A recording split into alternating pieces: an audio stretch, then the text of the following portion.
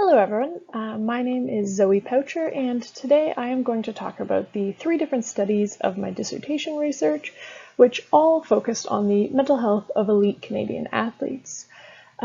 This research was supported by a SSHRC Doctoral Award and a Sport Participation Research Initiative Award, as well as funding from the Faculty of Kinesiology and Physical Education at the University of Toronto. So to begin, I will define mental health and mental disorder, which are both terms that will be used throughout the presentation.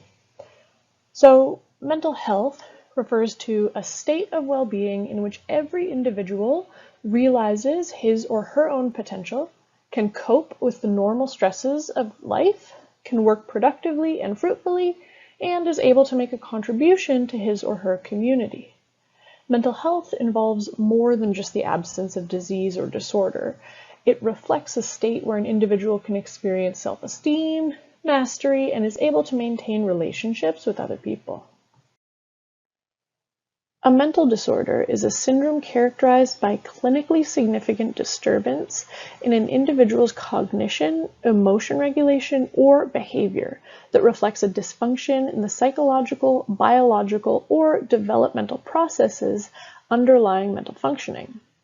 According to the DSM-5, a key component of a mental disorder is that it interferes significantly with an individual's social or occupational role or causes distress in other important areas of an individual's life.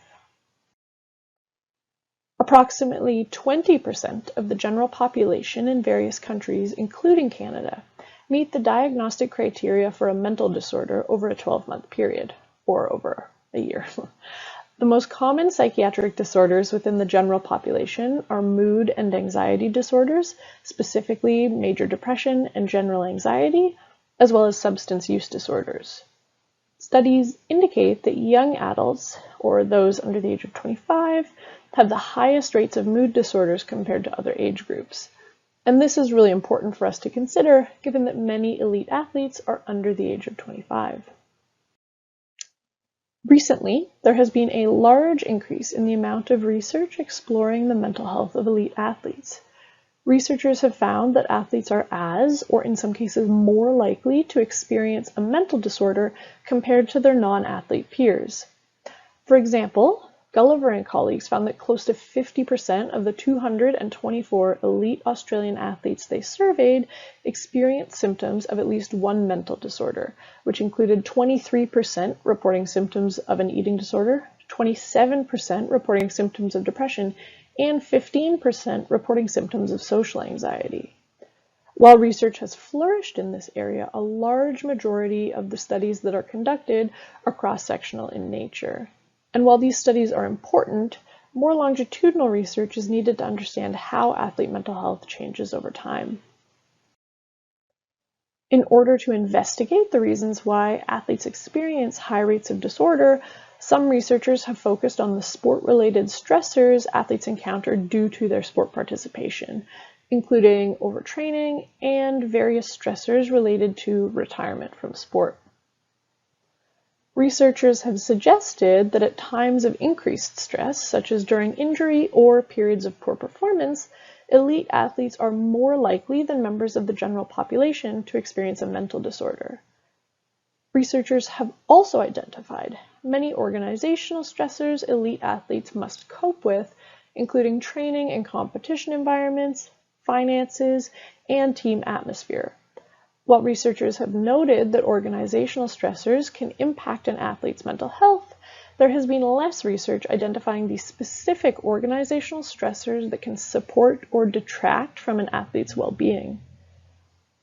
It's important to identify what features of an elite sport environment are promoting or detracting from mental health, as a deeper understanding of this will allow researchers and applied practitioners to support athlete mental health more effectively.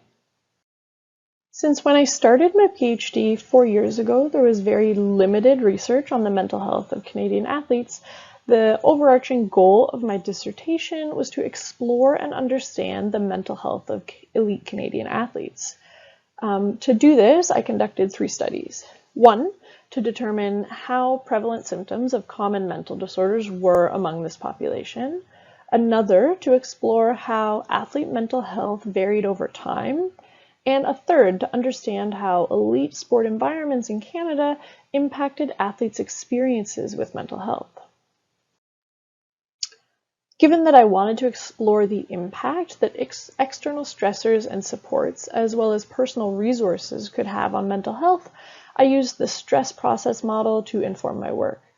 This model focuses on the interconnections between different types of stressors and personal and social resources that can affect an individual's mental health.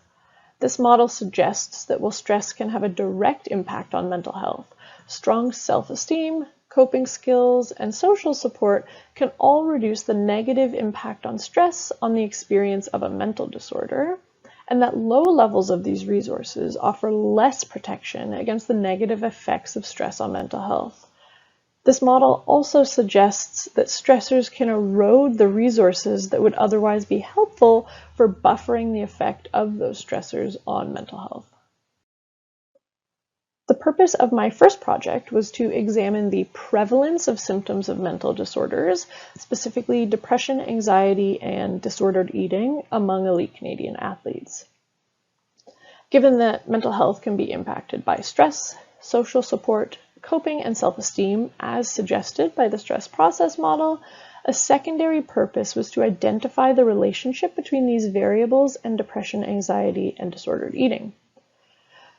It was hypothesized that Canadian elite athletes would report rates of symptoms of mental disorder that were consistent with or higher than the Canadian average. It was also hypothesized that all symptoms of mental disorder would be positively associated with stress and training load and negatively associated with social support, coping, and self-esteem. So to do this, I surveyed 186 Canadian national team athletes who were training to compete in the 2020 Summer Olympic and Paralympic Games. The surveys were developed based on the stress process model and were composed of a demographic section and then measures assessing stress, training load, social support, coping, self-esteem, depression, anxiety, and eating disorders. Data were analyzed using descriptive statistics and bivariate correlations. The results indicated that 41% of athletes reported symptoms of disorders measured by the survey alone or in conjunction with one of the other two disorders.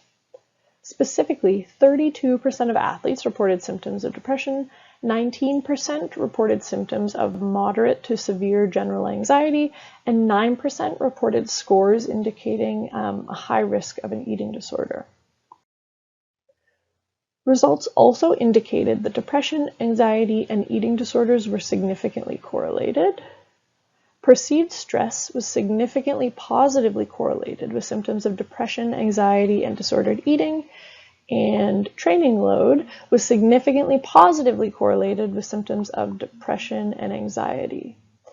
Years competing at an elite level was significantly negatively correlated with perceived stress and symptoms of disordered eating, and significantly positively correlated with self-esteem. Having been selected to attend the 2020 Games at the time of the survey was significantly positively correlated with symptoms of depression. This was the first study to report the prevalence of symptoms of mental disorder among elite Canadian athletes. The results indicated that symptoms of disorder may be more prevalent among elite Canadian athletes than members of the general population. Over the course of a year, approximately 5% of Canadians in the general population reported symptoms of major depression, approximately 2.5% reported symptoms of general anxiety, and approximately 5% reported symptoms of an eating disorder, compared to 32%, 19%, and 9% of athletes among the present sample. These findings are consistent with previous literature among elite athletes, which have reported similar rates of mental disorders. For example, Gulliver et al. Found that 46% of elite Australian athletes experienced symptoms of at least one mental disorder. While identifying baseline levels of mental disorder symptoms is really important, it's also important to understand how these symptoms change over time. Therefore, the main purpose of my second study was to examine changes in symptoms of depression, anxiety, and disordered eating in elite athletes over a year leading up to the 2020 Olympics and Paralympics and during a worldwide pandemic. A second purpose was to explore athlete, sport, stressor, and protective variables as predictors of baseline mental disorder symptoms. So it was hypothesized that depression, anxiety, and disordered eating would change over time as athletes encountered different sport-related stressors while they were preparing for the Olympics or Paralympics and then throughout the COVID pandemic. It was also hypothesized that stress and training load would positively predict mental health, while social support and personal resources would negatively predict mental health. To do this, the surveys from Study 1 were sent out to elite Canadian athletes at 3 additional time points over the course of a year. Data were analyzed using descriptive statistics, bivariate correlations, and latent growth modeling. Results indicated that the scores for the 3 disorders were significantly correlated at each time point. The means of the linear slopes indicated no significant average growth over time for depression, anxiety, or disordered eating. The linear slope variances for depression and disordered eating scores were not significant. However, the variance of the linear slope was significant for anxiety, which indicates substantial between-person variation in anxiety scores. Based on these findings, we can interpret that athletes differed in the way that the general anxiety symptoms changed over time. The intercepts for depression and anxiety, depression and disordered eating, and anxiety and disordered eating were significantly correlated, suggesting that athletes who started the study with lower or higher scores on one mental health indicator also had similarly low or high scores on the other disorders. The slopes were also significantly correlated for depression and anxiety and eating disorder. So these findings show that in spite of no statistically significant change in the mental health indicators over time, any change in depression mimicked a change in anxiety, and any change in anxiety was mimicked by a change in disordered eating.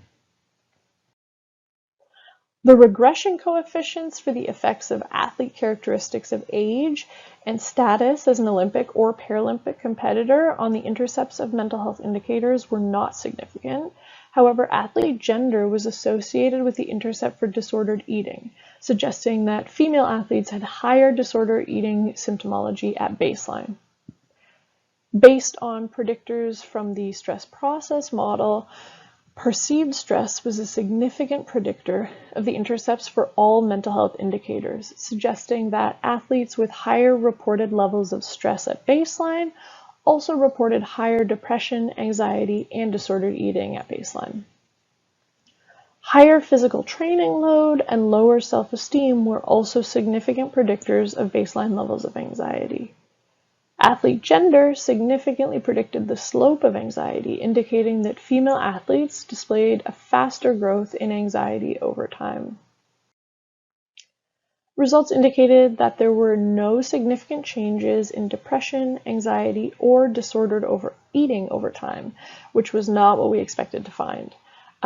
One possible explanation for this limited change may be related to the COVID-19 pandemic. Athletes were likely experiencing high levels of stress at each of the 3 time points after our baseline survey. So at time 2, the games had just been postponed, and at times 3 and 4, athletes are trying to maintain really high training loads with very limited access to equipment, facilities, and support staff. So this high level of stress over time may explain the limited changes in mental health symptoms throughout the year. This sort of supposition is supported by the findings of the present study, which indicated that greater perceived stress was a significant predictor of baseline scores on all 3 mental health measures. And this finding is consistent with existing literature in the field that has highlighted the detrimental impact of stress on the mental health of elite athletes. So moving forward, we need more research to understand which types of stressors have the greatest impact on the symptoms of mental disorders that athletes experience. In particular, we know very little about the impact that elite Canadian sport organizations and organizational stressors have on Canadian athletes' experiences of mental health. So that leads to my next study, the purpose of which was to understand how elite sport training environments in Canada impact the mental health of the athletes who train within these spaces. The research questions guiding this project were: 1, how does involvement with elite sport impact athletes' perceptions of mental health? And 2, what are the features of Canadian elite sport that support or detract from mental health? To address the research questions, 32 athletes who had or currently were competing for Team Canada participated in one semi-structured interview, and these interviews were conducted over Zoom, Skype, or over the phone. Athletes participated in a range of team and individual sports such as water polo, basketball, volleyball, rowing, athletics, swimming, gymnastics, and field hockey. The interview questions focused on participants' mental health experiences and their experiences being involved in the elite sports system. Questions such as, what do you think facilitate athlete mental health at sports centers and on national teams? And what do you think detracts from mental health at sports centers and on national teams were asked. Interviews lasted an average of 67 minutes and were recorded and transcribed verbatim, which resulted in 698 pages of transcript. Data were analyzed using a reflexive thematic analysis, which is a method that researchers can use to identify and analyze trends within qualitative data and to describe that data in great detail. So throughout the interviews, athletes highlighted various environmental features that impacted their mental health, including the provision and availability of resources and performance pressure. These findings are very consistent with previous literature, and many studies have discussed the effects of things like coaching and social support on athlete well-being. What was interesting was how these environmental features impacted athletes' mental health experiences. So to highlight some of the associations here, a coach's attitudes towards mental health and the language they used to discuss mental disorder played a large role in athletes minimizing their own mental health experiences. For example, if athletes perceived that their coach viewed mental health as a weakness, they often downplayed their own experiences with mental health, saying things along the lines of, yeah, I was depressed, but it wasn't real depression.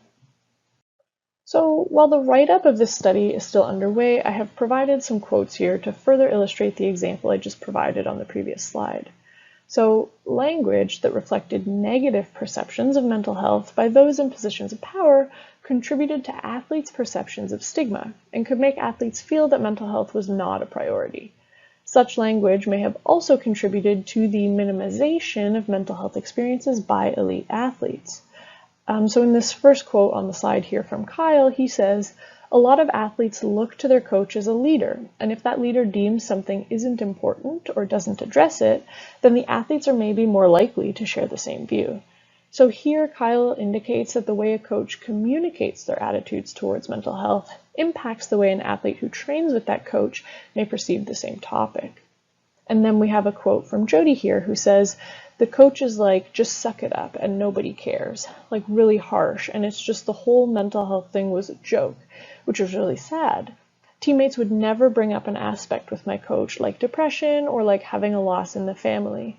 You just kind of keep it separate. They know that the coach won't necessarily respond positively. So here, Jody highlights how the language used by a coach can impact how willing an athlete is to seek help.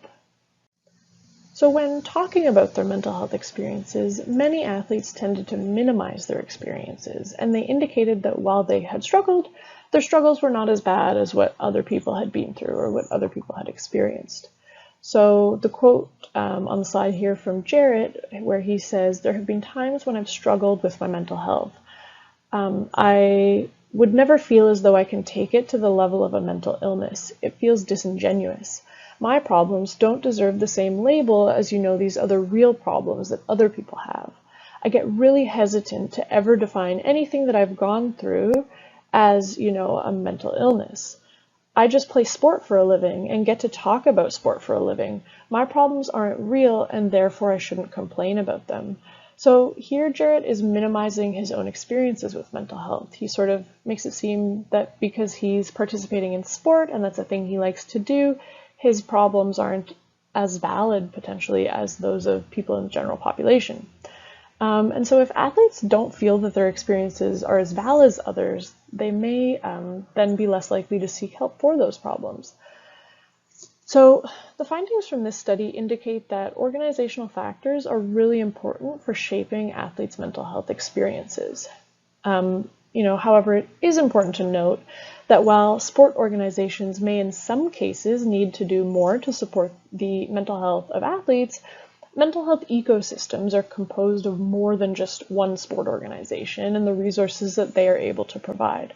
So it's important that when we study athlete mental health and when we design interventions or develop policies to support athlete mental health, these broader mental health ecosystems are taken into consideration. So together, these studies provide a more complete picture of mental health among elite Canadian athletes. The high rates of disorder symptomology are cause for concern, particularly because these rates remain high over time. And the results from these studies may inform the design of targeted interventions and policies that ensure Canadian sport environments are operating in ways that enhance athlete mental health. In addition, female athletes reported higher disorder eating scores at baseline, which is consistent with much existing literature. Females in the present study also displayed higher rates of growth in anxiety over time.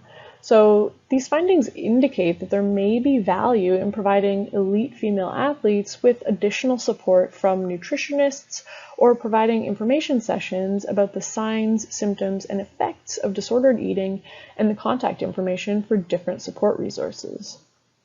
Additionally, if it is suspected that a female athlete is experiencing an anxiety disorder, practitioners need to be especially vigilant in monitoring symptoms and then intervene quickly, because the steeper slopes in the rate of anxiety symptoms indicate that females' symptoms of anxiety may get worse more quickly. In addition to supporting athlete mental health, it's really important that we try to identify why symptoms of mental disorders are so prevalent among this population so that we can more effectively support athletes and design safe sport environments. There are a few methodological issues based on my research that may help to inform future work. So since there is no complete list or database containing the information of every elite Canadian athlete, it's really hard to know how representative our sample is. So it may be that athletes in minority groups, including racial or ethnic minorities, were hesitant to participate in research about mental health, as members of these groups often experience greater levels of stigma. Research has indicated that members of these groups typically have poorer mental health, so making sure to include those from minority groups is really important for gaining an in-depth understanding of all athletes' mental health experiences. The results indicated that there were some differences in disorder symptomology between males and females, and this may truly reflect different rates of disorder between sexes, or it may simply reflect different rates of reporting. It might be that females are more comfortable reporting symptoms of disorder due to lower levels of perceived stigma, and so this is something that needs to be considered when collecting and interpreting data on mental health. In addition, our sample was comprised of athletes who had achieved really high levels of sport participation and were able to maintain high levels of performance despite potential mental health challenges. So moving forward, it's really important that we study and understand the mental health experiences of those who didn't make it, as these individuals may have very different experiences than the athletes who make it, all the way to the Olympics or Paralympics. And then it's also important that we study the experiences of youth athletes, since many disorders first present during adolescence. Lastly, there are many disorders that we did not measure that may affect athletes, and it's really important to consider these other disorders, including things like substance abuse, in future work. I would like to thank SCAPPS for giving me the opportunity to present my doctoral research today, as well as my supervisor, Dr. Tamminen, for her support and guidance during my PhD program. I would also like to thank my supervisory committee for their guidance throughout this project, particularly Dr. Sabiston for her support with the longitudinal project that I presented today. And lastly, I would like to thank SSHRC and Sport Canada for funding this research. Thank you all so much for listening today. I really appreciate your time. My email address is here on the slide if you would like to reach out later.